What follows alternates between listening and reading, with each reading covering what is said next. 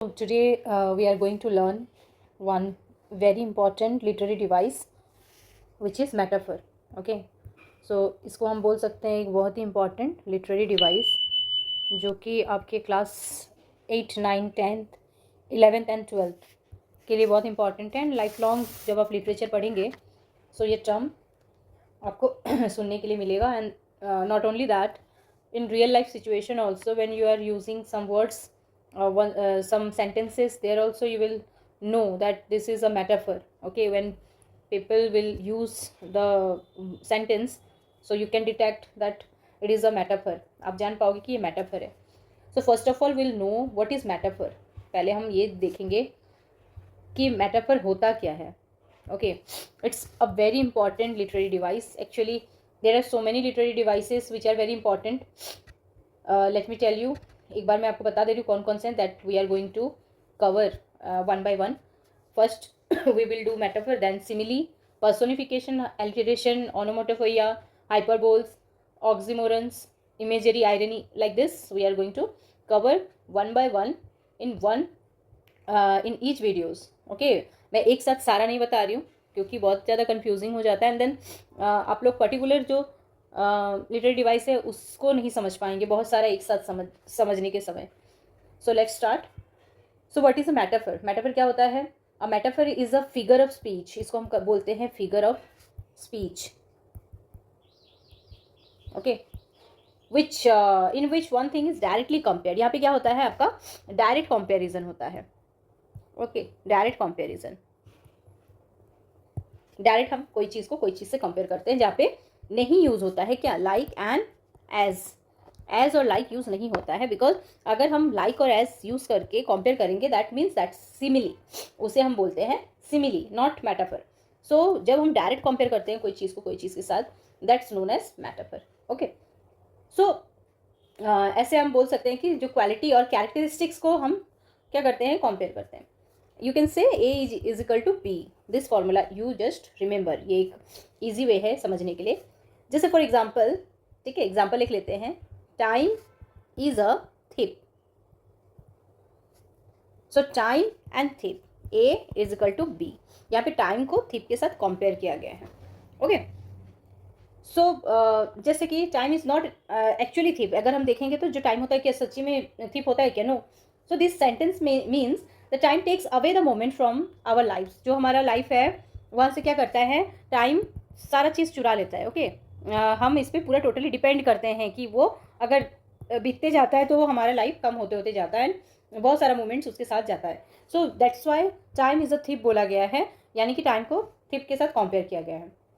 Okay, so next, why do writers use metaphor. तो बहुत सारे राइटर्स ने मेटाफर्स को यूज़ किया है. तो ऐसा क्यों है कि मेटाफर यूज़ किया जाता है in any writing? Okay, so let's understand this. So metaphor use करने का रीज़न है एनी लिटरेरी डिवाइस और फिगर ऑफ स्पीच क्यों यूज़ किया जाता है? To make the writing more creative.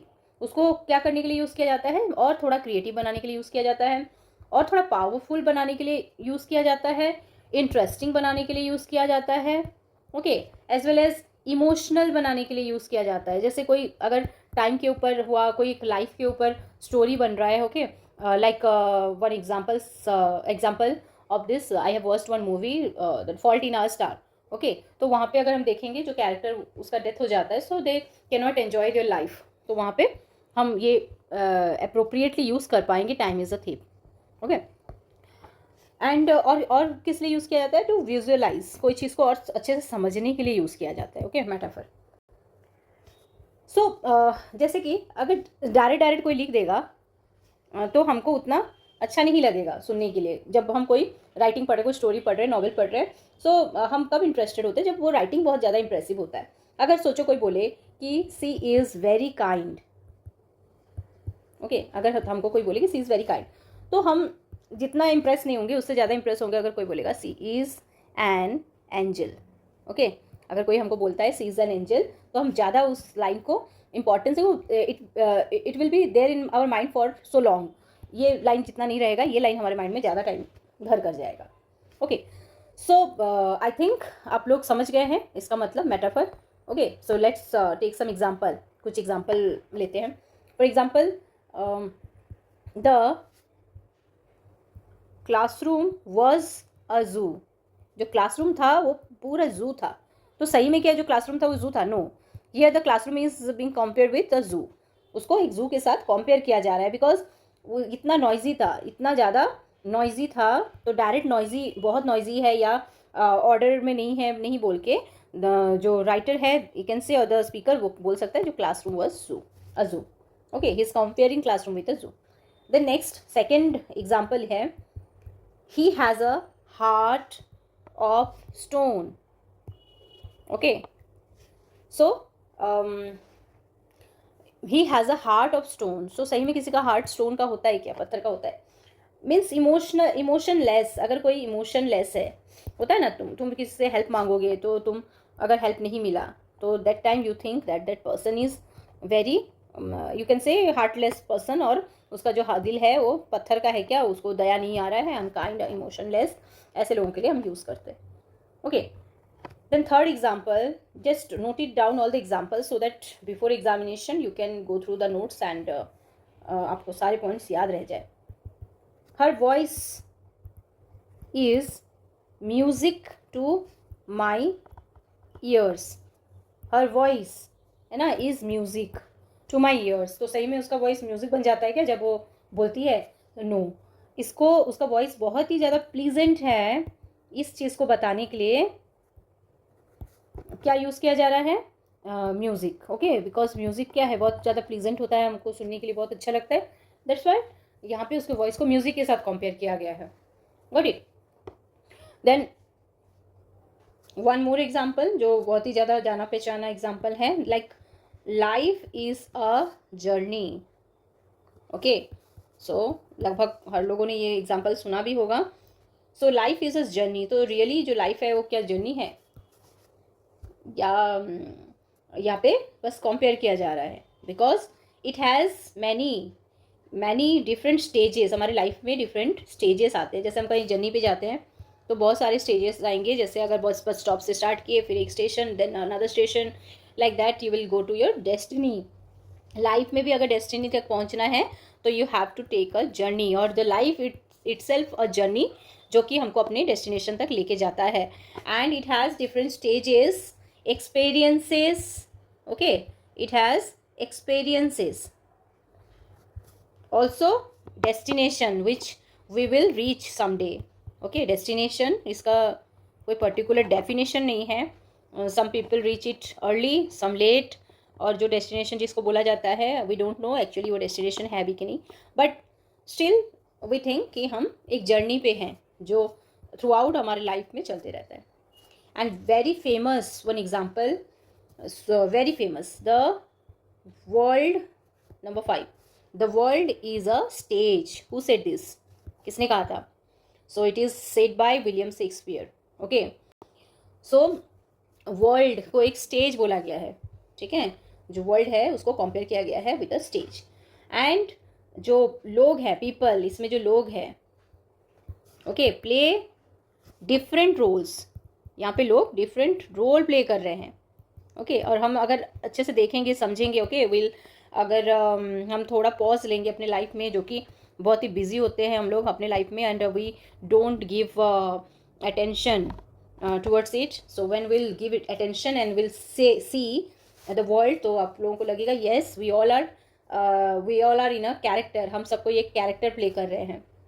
Okay, so these are some examples which you can note down for exam purpose।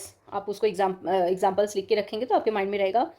so let's revise from the beginning, what is a metaphor? metaphor क्या होता है? Direct comparison होता है। I'll give you a proper note, यहाँ पे मैंने खाली समझाने के लिए ऐसे लिख दिया है। so if you'll ask me, so I'll give you the proper notes। it's direct comparison, it is not comparison with like और एज लगा के जो कंपेरिजन होता है जो कि सिमिली में होता है। सो ये सिमिली नहीं है। जहाँ पे डायरेक्ट कंपेरिजन होता है A is B, B is A, time is a thief, यहाँ पे टाइम डायरेक्टली थिप बोला जा रहा है उसको। ओके, क्यों यूज़ किया जाता है मेटाफर को? To make it more creative, powerful, interesting and emotional.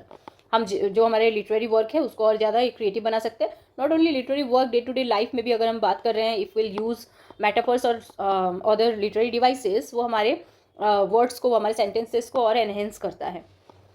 To visualise, समझने के लिए और अच्छी तरीके से, है ना. बहुत बार हम डायरेक्ट कोई बात को बोल के नहीं समझा पाते, there we can use metaphors. So people, वो ज़्यादा हिट करता है लोगों को. Is very kind. Okay, so ये नहीं बोल के हम बोल सकते she is an angel. She is very kind नहीं बोल के क्या बोलेंगे, वो एक एंजल है, तुम तो भगवान हो मेरे लिए, like this. Okay, then some example. He has a heart of stone. Her voice is music to my ears. Life is a journey and the world is a stage. Very famous line. Okay, so these are some example, and now we'll compare it with some other literary devices. Just say, for example, if we'll take metaphor versus simile. Okay, अगर हम देखें metaphor और simile में क्या difference है. Example, he is a lion. Okay, this is a metaphor. And he is as brave as a lion. So in the both sentences यहाँ पे उसको lion बोला गया है, बट बोलने का तरीका अलग है. यहाँ पे डायरेक्ट कंपैरिजन हुआ है कि वो एक lion है, you are a lion. Okay, and यहाँ पे क्या बोला गया, he is as brave as a lion. उसको कंपेयर किया गया है as लगा के. Okay, so और भी जो एग्जाम्पल्स है जैसे कंपेयर करने के लिए, जैसे her eyes shine like stars. Her eyes are stars. सो अब तक तो पता चल गया होगा कौन सा सिमिली है और कौन सा मेटाफर है. सो दिस इज मेटाफर और दिस इज सिमिली, बिकॉज यहाँ पे लाइक यूज हुआ है और यहाँ पे आईज को डायरेक्टली कंपेयर किया गया है स्टार से. आई hope you have understood the concept. And at last I would give one example. बहुत ही बेहतरीन एग्जाम्पल मैं दूंगी. जैसे बोला जाता है the moon was a silver ball in the sky. Okay, तो ये लाइन सुने होंगे, moon was a silver ball in the sky. So here silver ball बोला गया मून को because of its quality. Yes, compare क्यों किया जाता है, because of its the things quality quite similar to the other. जिससे कंपेयर किया जा रहा है उससे काफ़ी मिलता जुलता उसका क्वालिटी होता है ना. जैसे बोलते हैं इसका जुबान, इसकी जुबान तो पूरा छुरी जैसी है. सो दैट मीन्स छुरी है, जुबान छुरी है, तो मीन्स क्वालिटी उसका को कंपेयर किया जाता है. Okay, hope you have enjoyed the class. And next literary device के साथ मैं फिर से आऊँगी. So I hope you enjoyed the class. Thank you so much for joining.